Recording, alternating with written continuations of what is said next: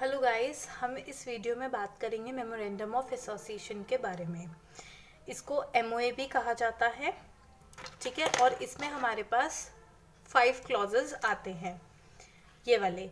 और ये जो 6th क्लॉज है, ये 1 पर्सन कंपनी में बेसिकली अप्लाई होता है। ये एडिशनल है सब्सक्रिप्शन क्लॉज। बाकी जो हमारे पास 5 क्लॉजेज हैं उनके नेम ऐसे हैं कि name clause, registered office clause, object clause, liability clause and capital clause. तो शुरुआत करते हैं हम सबसे फर्स्ट नंबर के क्लॉज से, विच सेज नेम क्लॉज। अब from the very name itself it's clear कि ये क्लॉज किस चीज़ के लिए एक्चुअली उसमें आया है, प्रोसेस में आया है।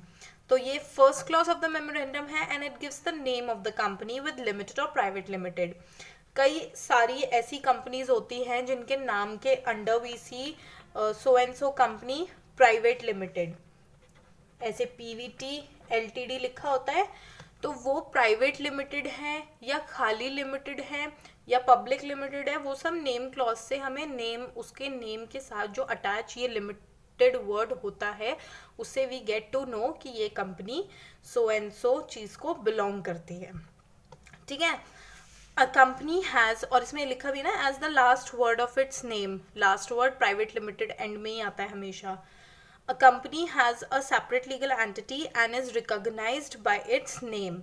तो जो एक कंपनी होती है उसकी अपनी एक सेपरेट लीगल एंटिटी होती है और वो अपने ही नाम से रिकॉग्नाइज की जाती है, ठीक है। कभी भी आपको कोई भी है, जैसे बजाज कंपनी हो गई है ना, वर्लपूल कंपनी हो गई, गोदरेज हो गई, तो सबकी रिकॉग्निशन आप उनके प्रोडक्ट्स की रिकॉग्निशन उनके लोगो, उनके ट्रेडमार्क्स, उनके साइन से करते हैं। तो कंपनी की अपनी खुद की एंटिटी होती है, कोई उसके डायरेक्टर्स को नहीं पूछता, कोई कुछ नहीं पूछता, वो ब्रांड पे वी वैल्यू ब्रांड, है ना। The name stated in memorandum shall not, अच्छा इसमें कुछ हमारे पास कंपनी जो है फ्री होती है अडॉप्ट करने के लिए any of the name that it desires for, लेकिन उसमें भी सर्टेन लिमिटेशंस हैं कि वो जो भी नाम सोच रहे हैं वो आइडेंटिकल नहीं होना चाहिए। पहले तो अगर वो किसी से मिलता जुलता होएगा तो फिर उस चीज़ को डिसअप्रूव कर दिया जाएगा, वो चीज़, वो उनका नाम अंडरटेक नहीं होगा, है ना। और लाइकली टू बी सेम भी नहीं होना चाहिए, नेम को डिफरेंट ही होना चाहिए। Be too closely resembling to the name of any other company भी नहीं होना चाहिए। तो ये तीन चार चीज़ें होती हैं जो सिमिलर आपको किसी नेम्स के आसपास भी अगर आप उसके नाम रख लेते हो तो फिर वो आपको चेंज करने के लिए बोलते हैं, वो आपको नोटिस भेज देते हैं and they ask you to change the name, ठीक है। उसके बाद आता है हमारे पास रजिस्टर्ड ऑफिस क्लॉज या ऑफिस क्लॉज भी जिसको बोला जाता है।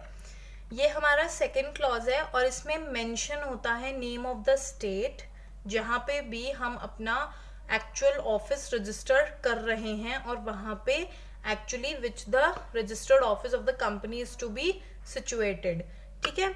This fixes the domicile of the company, वो कंपनी की एक डोमिसाइल फिक्स कर देती है जब हम इस क्लॉज को एक्ट में लाते हैं। इस क्लॉज को जब हम करते हैं ना, आफ्टर नेम क्लॉज, जब हम ऑफिस क्लॉज को अपनाते हैं तो वो हमारी डोमिसाइल कंपनी की फिक्स करती है। It is sufficient to mention the name of the state in which the registered office of the company is to be situated.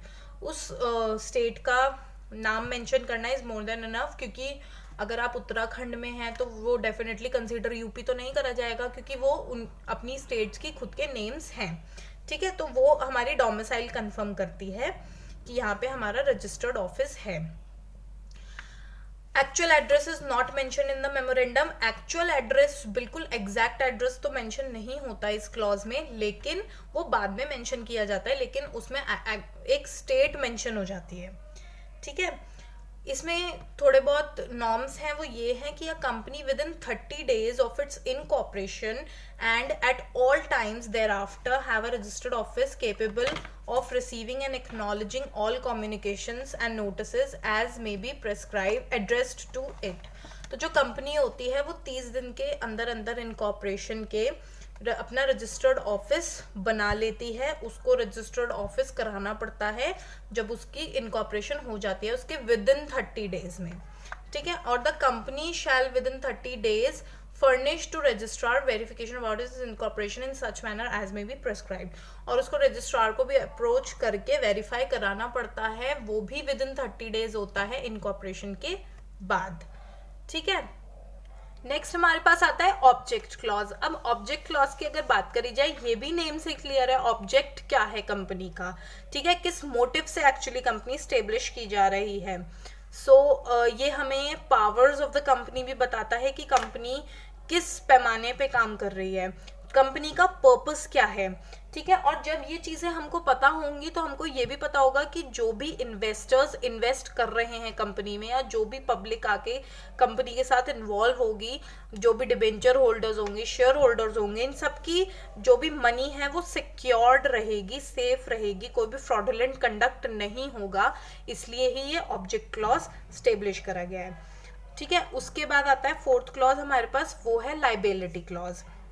अब अगर लाइबिलिटी क्लॉज की बात की जाए तो ये स्टेट करता है नेचर ऑफ लाइबिलिटी। लाइबिलिटी मतलब कि मेंबर्स कितने लाइबल हैं कंपनी को लेके, या कंपनी लिमिटेड बाय शेयर्स है, या लिमिटेड बाय गारंटी है, या अनलिमिटेड कंपनी है। 3 टाइप की ही लिमिटेशंस होती हैं। लिमिटेड बाय शेयर्स यानी कि मेंबर्स सिर्फ शेयर्स तक पे करने के लिए लायबल हैं जब भी कंपनी वाइंड अप होगी, या कोई गारंटी ले रखी है उन्होंने, तो गारंटी ले रखी है तो कितनी गारंटी ले रखी है उसके लिए लायबिलिटी है उनकी, या फिर अनलिमिटेड लायबिलिटी है यानी कि वो अपनी पर्सनल प्रॉपर्टी के लिए भी लायबल हैं। तो ये सब कुछ मेंशन्ड होता है इस लायबिलिटी क्लॉज वाले पार्ट में। उसके बाद आता है हमारे पास फिफ्थ क्लॉज जो कि है कैपिटल क्लॉज। कैपिटल क्लॉज की अगर बात करी जाए तो 1 पर्सन कंपनी में the name of the person who in the event of death of the subscriber to the memorandum, तो उसमें उसका नाम मेंशन्ड होता है 1 पर्सन कंपनी में कैपिटल क्लॉज में। और जितने भी नंबर ऑफ शेयर्स जो सब्सक्राइबर करेंगे, जो भी सब्सक्राइब करेगा मेमोरेंडम में, वो भी वहाँ पे लिखा होता है अपोजिट टू हिज नेम, जहाँ पे उसका नाम लिखा होता है ना 1 पर्सन कंपनी में, जैसे कि नेम ऑफ द पर्सन लिखा होगा और उसका सब्सक्रिप्शन लिखा होगा कि इतने इसने सब्सक्राइब कर लिया, वो सब कैपिटल में आ जाता है।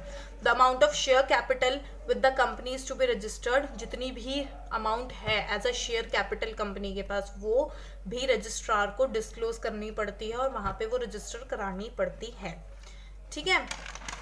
उसके बाद आता है हमारे पास लास्ट वाला, अगर हम बात करें तो एसोसिएशन और सब्सक्रिप्शन क्लॉज, ठीक है, एसोसिएशन या subscription clause. This is the last clause given at the end of the memorandum. ये सबसे एंड में दिया जाता है मेमोरेंडम के। And this clause reads like this कि we the several persons whose name addresses are subscribed are desirous of being formed into a company in pursuance of this memorandum of association।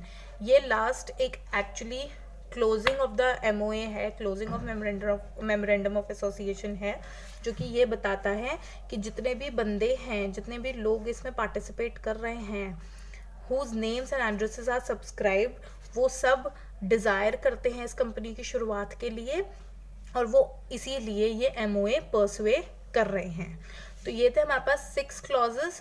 I hope these are clear to you and hope you like the video and it is helpful to you.